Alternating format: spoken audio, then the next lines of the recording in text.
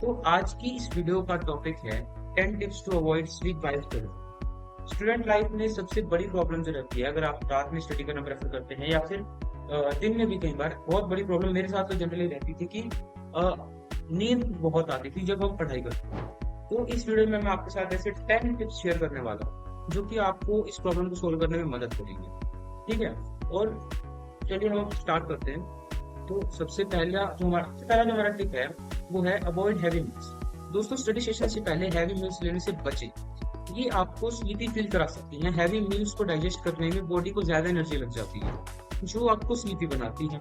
Light snacks जैसे कि fruits या ड्राई फ्रूट्स ले सकते हो जो आपको एनर्जेटिक फील कराए। और हाँ, शुगरी स्नैक्स से भी बचना चाहिए क्योंकि ये आपको इनिशियली तो बहुत एनर्जी देंगे बट बहुत जल्दी एनर्जी क्रैश हुए तो क्या होगा कि एक बार तो जब आपकी बॉडी में शुगर जाएगा तो आपका एनर्जी लेवल एकदम से बढ़ेगा, फिर बाद में वो एकदम से क्रैश हो जाएगा। तो शुगरी स्नैक्स लेने से बचें। और आप कैफीन ले सकते हैं बट कैफीन हेल्थ के लिए उतना अच्छा नहीं होता है। आप स्टडी करने के लिए जब मैं पढ़ा करता था तो मैं जनरली कैफीन को प्रेफर करता था। मैं कॉफी लिया करता था रात के टाइम, तो उससे नींद नहीं आती थी मुझे। बट हाँ, कैफीन के साइड इफेक्ट्स हैं बॉडी पर, वो बहुत ज्यादा एक्सेस में लेना भी अच्छा नहीं।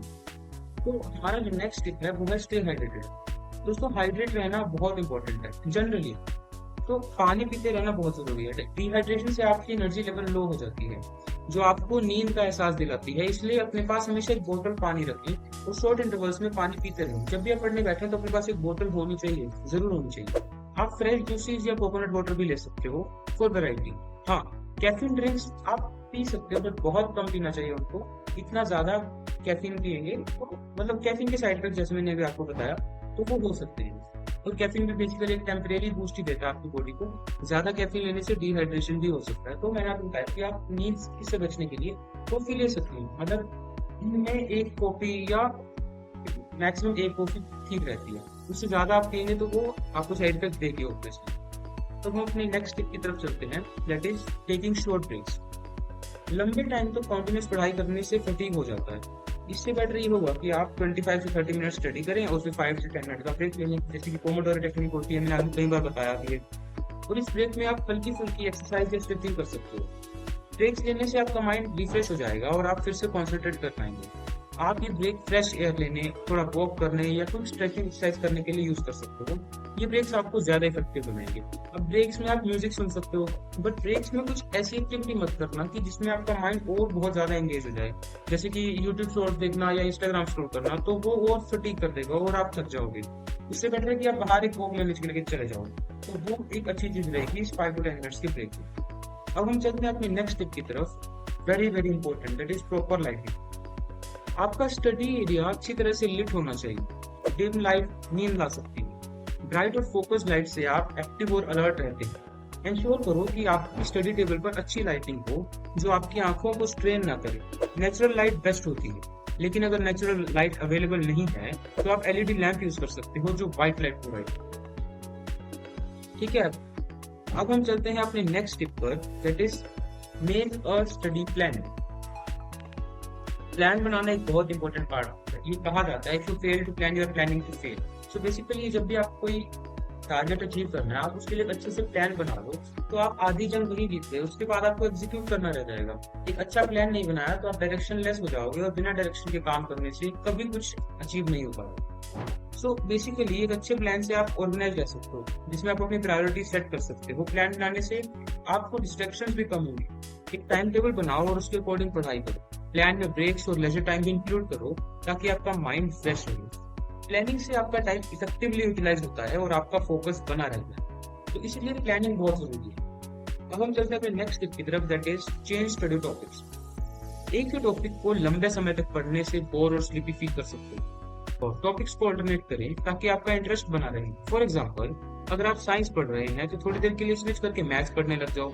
इससे आपका ब्रेन अलर्ट और एंगेज रहेगा। ये टेक्निक आपको ज्यादा प्रोडक्टिव बनाएगी और आप मल्टीपल सब्जेक्ट्स कवर कर सकते हो बिना बोर हुए।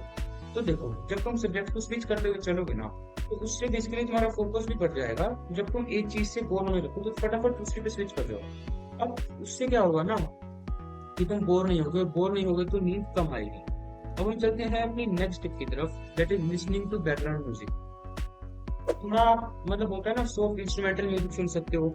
उससे क्या होता है कि वो कंसंट्रेशन बना रहता है और मतलब ये बेसिकली ऐसा है कि अब ऐसा तो है नहीं कि तुम पूरा दिन स्टडी करोगे तो पूरा ही दिन तुम्हारे हेडफोन्स प्लग इन है।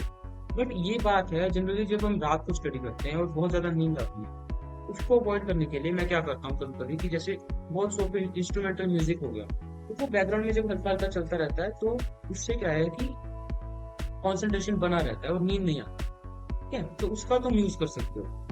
और क्लासिकल म्यूजिक या नेचर साउंड्स भी ट्राई कर सकते हो, व्हाइट नॉइज होती है यूट्यूब पे, तुम उसको ट्राई कर सकते हो। उससे क्या है कि तुम्हारा काफी काम और फोकस रहोगे और नींद थोड़ी उससे कम आती है। तो हम चलते हैं अपने नेक्स्ट टिप पर, दैट इज टीचिंग समवन। भाई ये सबसे बढ़िया टिप है। देखो जब भी कुछ तुम टॉपिक, किसी भी टॉपिक पर तुम्हें अच्छे से मास्टरी करनी है ना, तो वो तुम किसी को पढ़ाने लग जाओ, है ना। अब हम चलते हैं नेक्स्ट टिप पर, दैट इज यूजिंग कलर्स। देखो कलर कोडिंग भाई, उससे ना तुम्हारा माइंड जो है, माइंड में कलर्स के थ्रू चीजें बहुत याद रहती है।